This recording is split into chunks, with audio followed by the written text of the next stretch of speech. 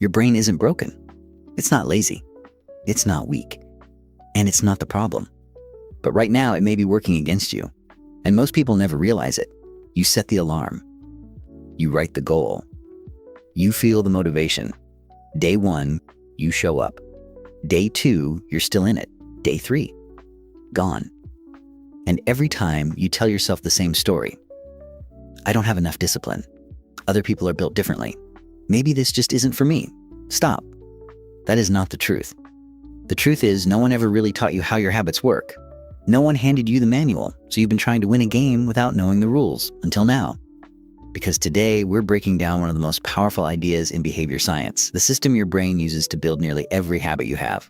The good ones, the bad ones, and the ones you keep trying to change. Once you understand this system, you'll stop blaming yourself and start changing your behavior more intelligently. This is Book Fix, and this is the power of habit. Let's get into it. Charles Duhigg spent years studying why people do what they do. He interviewed scientists, studied research, and looked at how habits shape individuals, organizations, and everyday life. And what he found was surprisingly simple. Most habits follow the same basic pattern, 3 steps, again and again. He called it the habit loop. And once you see it, you start noticing it everywhere. But before we get there, you need to understand one important thing. Your brain is built to save effort. It wants efficiency. It wants to do more with less energy. So when you repeat a behavior enough times, your brain starts to automate it. It takes that behavior and turns it into something faster, easier, and more automatic. Scientists sometimes call this chunking. Think about driving. The first time you drove a car, it took all your attention. Mirrors, speed, signals, brakes, other cars. Everything felt overwhelming. Now you can drive while talking, thinking, or planning your evening. Why? Because your brain turned a complex process into an automatic one. That's what habits are. Your brain taking repeated behaviors and making them easier to run. And it doesn't just do this with skills. It does it with routines, reactions, and emotional patterns too. Every time you feel stressed and reach for your phone, that's a pattern. Every time you finish work and instantly open Netflix, that's a pattern. Every time you wake up and check social media before you even sit up, that's a pattern. You may not have chosen it consciously, but your brain learned it, and now it runs with very little effort. This is why new routines often collapse after a few days. Not because you're weak, but because the old loop is already automated and the new one isn't. The new behavior still feels hard. It still takes attention. It still takes effort. And effort runs out fast when there's no system behind it. That's why this book matters. Because you do not just need more willpower. You need to understand the loop. Once you understand the loop, you can start changing behavior on purpose instead of fighting yourself every day.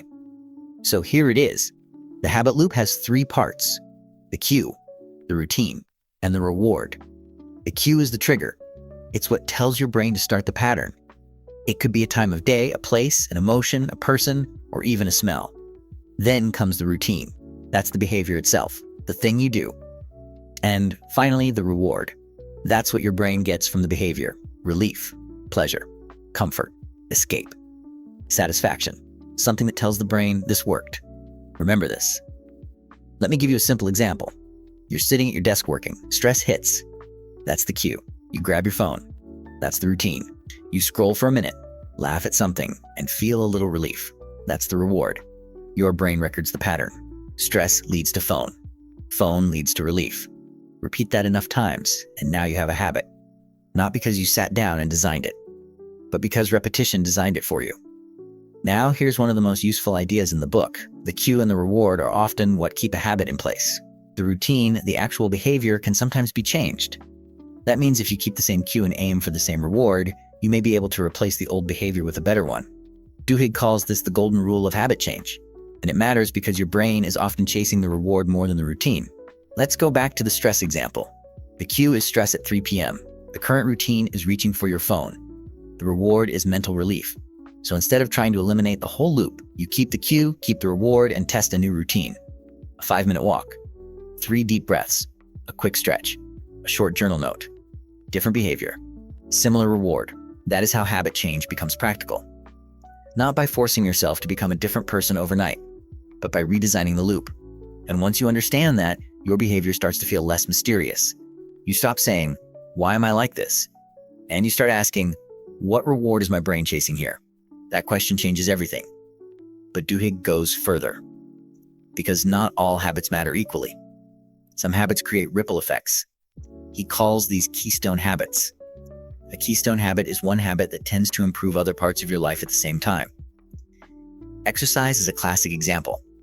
People who start exercising consistently often begin eating better. They sleep more. They feel more in control. They become more productive.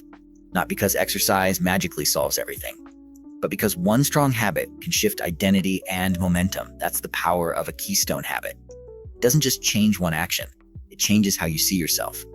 And when identity changes, behavior gets easier to sustain. There's another layer here too. Lasting change usually isn't just about information. It's about belief. Belief that change is possible. And that belief often grows faster in community. When you see someone like you make progress, your brain stops asking, "Can this work?" and starts asking, "How can I do it too?" That's why accountability helps. That's why support groups help.